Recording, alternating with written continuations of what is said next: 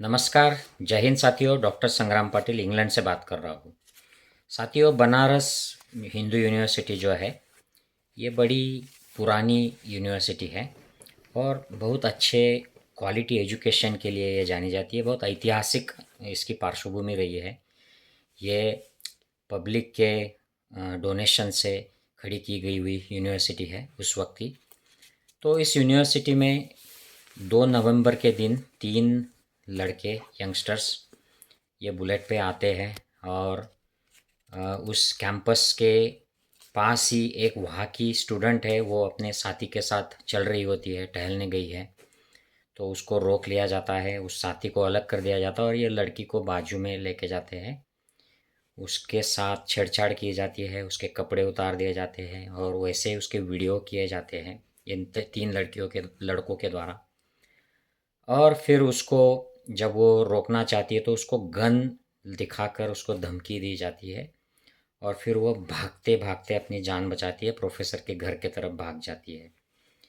तो ये 2 महीना पहले की बात है साथियों।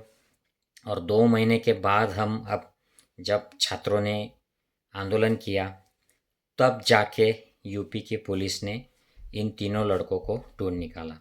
और ये तीनों जो लड़के हैं, ये लड़के जो हैं इनके नाम है कुणाल पांडे, सक्षम पटेल, अभिषेक चौहान।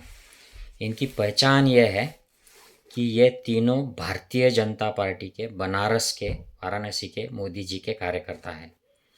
और ये तीनों के फोटो योगी, मोदी, स्मृति ईरानी और नड्डा इनके साथ अब सोशल मीडिया पर आ गए हैं। और ये आईटी सेल के काम देखते हैं, अलग अलग पोजीशंस पर ये है। एक वाराणसी का आईटी सेल का संयोजक है, एक सह संयोजक है और एक कार्य समिति का सदस्य है। तो अब ये पकड़े गए हैं तो कुछ सवाल खड़े होते हैं। और ये सवाल जो मोदी जी ने कुछ पहले जो वाक्य कहे हैं, उनकी जो घोषणाएं हैं, उनमें से ही मैं आपके सामने कुछ सवाल रखना चाहता हूँ। मोदी जी ने कहा था कि कपड़ों से अतिरेकियों की पहचान होती है।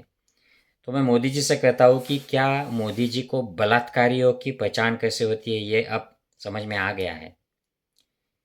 क्या इनके भी कुछ खास कपड़े हैं? क्या ये भाजपा का रुमाल ओढ़ा हुआ, उस पर कमल का चिन्ह लगे हुए जो लोग हैं, ये क्यों आजकल ज़्यादा भाजपा के लोग क्यों बलात्कारियों में से निकल रहे हैं? कई बृजभूषण सिंह है, तो कई अलग अलग बाबा है जो बीजेपी समर्थन करते हैं, कई कुलदीप सेंगर है। तो ये कोई अलग तरीके के कपड़े पहनने वाले लोग हैं या अलग तरीके के प्रोफाइल वाले हैं, जहाँ पर बीजेपी का या मोदी जी का प्रोफाइल होता है जिनके प्रोफाइल पर, या भाजपा के कोई पोस्ट पर है, ये विधायक है, सांसद है, मंत्री है, या कोई ना कोई उनको काम दिया गया है भाजपा के संगठन में। मोदी जी को ये पहचान अब तक तो हो जानी चाहिए। और जब ये बलात्कारी बीजेपी के निकल जाते हैं तो फिर उनको बचाया जाता है, 2-2 महीने तक ये मिल नहीं पाते हैं। ऐसे कैसे हो सकता है कि 3 लड़के बुलेट पर आते हैं और वो 2 महीने तक नहीं मिलते हैं पुलिस को? और ये कोई सादा मामला नहीं है, गैंगरेप का मामला है। तो ये जो साथियों अब चीज़ें हो रही है इंडिया में कि कोई विरोधक अगर है, मुसलमान है, दलित है या विरोधी पार्टी का है, और अगर उससे कुछ इस तरीके के क्राइम्स होते हैं, नहीं भी होते हैं, तो उनको टारगेट किया जाता है। मुसलमान अगर होते हैं तो बुलडोज़र से उनके घर तोड़ दिए जाते हैं। कोई आरोपी ऐसे निकल जाता है कि जिसके पकड़े जाने की वजह से भाजपा के ही लोग, नेता लोग संकट में आ जाए तो उसका इनकाउंटर कर दिया जाता है। जैसे दुबे नाम का एक कुख्यात गैंगस्टर था, उसका इनकाउंटर कर दिया था योगी सरकार में। तो अब इन लड़कों का क्या होगा? कभी कभी तो ये ऐसे क्रिमिनल्स होते हैं बृजभूषण जैसे, या संसद में कटुए जैसे शब्द इस्तेमाल करने वाले, इनको प्रमोशन कर दिया जाता है, इनको प्रोटेक्ट किया जाता है। तो इन लड़कों का क्या होगा? क्या इनको भी ऐसे ही प्रोटेक्शन मिलेगा, या इनको अब भाजपा में बढ़ोतरी मिल जाएगी, ये उनकी जो पद है वो ऊपर के पद मिल जाएंगे, या अगले इलेक्शन में इनको उत्तर प्रदेश में विधानसभा के टिकट मिल जाएंगे या लोकसभा में इनको टिकट मिल जाएगा? क्या होने वाला है? ये मोदी जी को मेरा सवाल है।